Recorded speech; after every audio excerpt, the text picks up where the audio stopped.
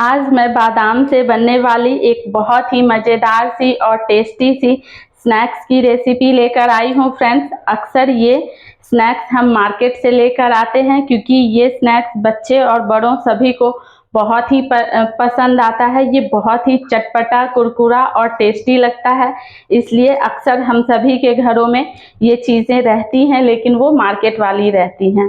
लेकिन आज इस रेसिपी को देखने के बाद ये रेसिपी कभी भी, ये स्नैक्स आप कभी भी मार्केट से नहीं लाने वाले हैं, अक्सर घर में ही बनाएंगे। तो घर में बनी हुई चीज़ें बहुत ज़्यादा टेस्टी और हेल्दी होती हैं, तो इसलिए इस रेसिपी को आज मैं घर में बनाने वाली हूँ। तो चलिए हम देख लेते हैं कि इस रेसिपी को मैं कैसे बनाऊंगी। इस रेसिपी के लिए मैंने ये 1 कटोरी बादाम लिए हैं, जिनको कि मैं इस बाउल में डाल दूंगी और इसमें मैं 1 कटोरी ही पानी डाल दूंगी और डालकर इनको 20 मिनट के लिए सोख कर रख दूंगी। ये मैंने 1 कटोरी पानी ले लिया है। इस पानी में इस बादाम को सोख कर मैं 20 से 25 मिनट के लिए रख दूंगी। उसके बाद मैं आगे का प्रोसेस दिखाऊंगी आप लोगों को। इन बादाम को सोख होते हुए 20 मिनट्स हो गए हैं, तो अब मैं इनका सारा पानी निकाल दूंगी। मैंने इस बादाम में से सारा पानी निकाल लिया है। अब इसमें मैं कुछ चीज़ें ऐड करूंगी। जैसे सबसे पहले मैं यहाँ 3 चम्मच ये बेसन है यानी ग्राम फ्लावर, ये मैं इसमें डाल रही हूँ। और इसके साथ ही मैं इसमें कुछ और मसाले भी ऐड करूँगी।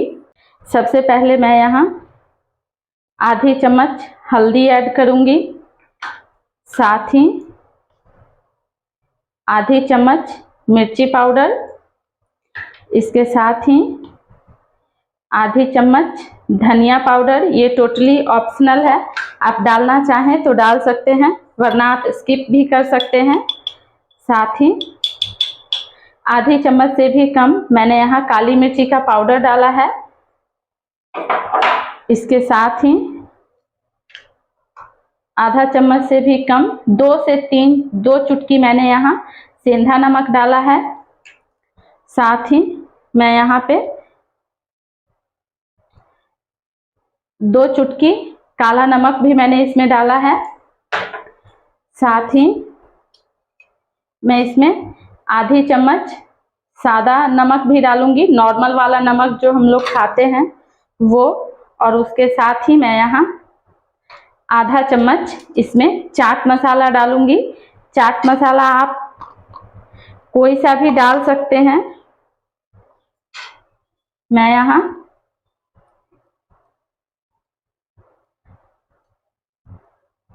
ये आधा चम्मच मैंने चाट मसाला डाल दिया है।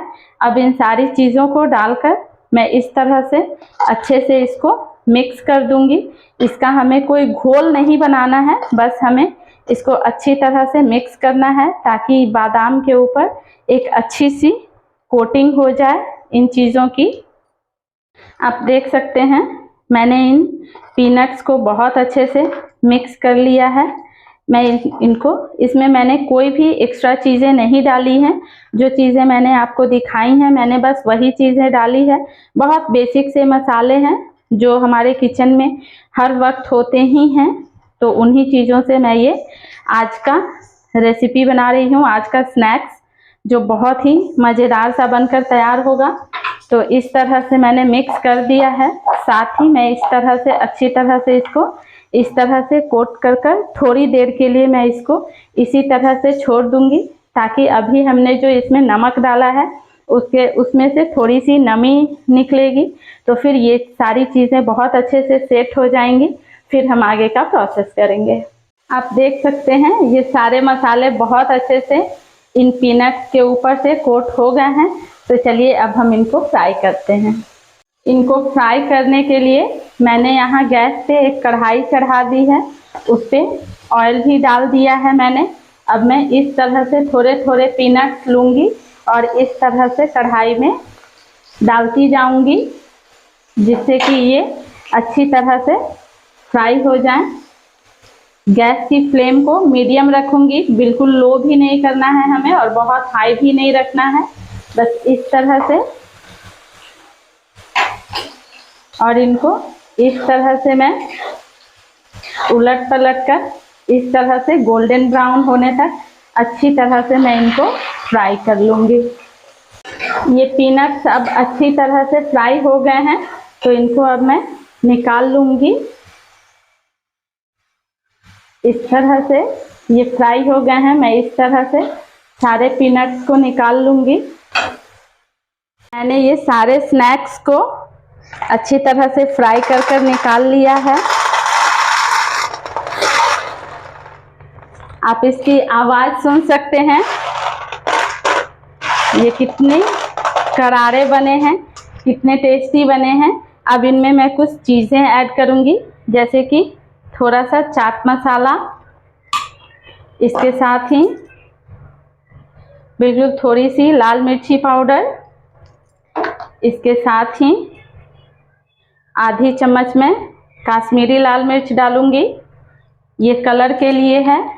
और इसके साथ ही बिल्कुल थोड़ा सा मैं काला नमक ऐड कर दूंगी।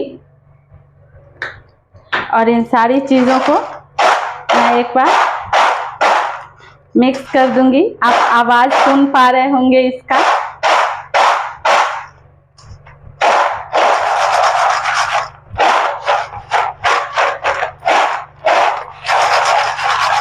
मैंने ये सारे मसाले इस पीनट्स पे अच्छी तरह से कोट कर दिए हैं।